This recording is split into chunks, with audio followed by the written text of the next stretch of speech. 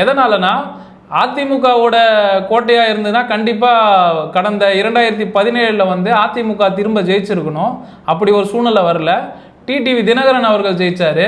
ஏன்னா அது இருபுறமாக பிரிஞ்சிருந்தா கூட அதிமுக தான் பெரும்பான்மையாக ஜெயிச்சிருக்க வேண்டிய வாய்ப்பு. அப்படி இருக்கும்போது இந்த மக்கள் வந்து யாருக்கு வேணாலும் வாக்களிப்பாங்கன்றது, அதாவது திருமதி ஜெயலலிதாவுக்கு அப்புறம் யாருக்கு வேணாலும் வாக்களிப்பாங்கன்ற ஒரு சூழ்நிலை தான் இருக்குது. அதுதான் 2021 தேர்தல் முடிவுகளும் சொல்லுது. இந்த தொகுதியில் பார்த்தீங்கன்னா 4 முனை போட்டி, அதாவது தாவேகா தனித்த ஒரு தலைமையிலான கூட்டணியும், அதே மாதிரி அதிமுக தலைமையிலான ஒரு கூட்டணியும், நாம் தமிழர் தனி கட்சியும், திமுக அவர்கள் தலைமையில் ஒரு கூட்டணியும் களம் கண்டா 100% இந்த தொகுதி பார்த்தீங்கன்னா திமுக வசம் போயிடும்.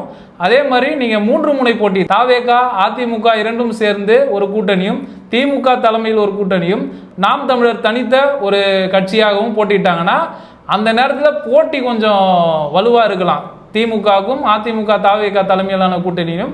ஆனால் இந்த தொகுதியை உறுதியாக 4 முனை போட்டியாக இருந்தாலும் 3 முனை போட்டியாக இருந்தாலும், ஏன்னா ஆளும் கட்சி பார்த்தீங்கன்னா கண்டிப்பாக அவங்களுடைய முழு பலத்தை காட்டுவாங்க. ஏன்னா இந்த தொகுதியில் இருக்கிற நிறை குறைகள் அவங்க கண்டிப்பாக தெரியும்.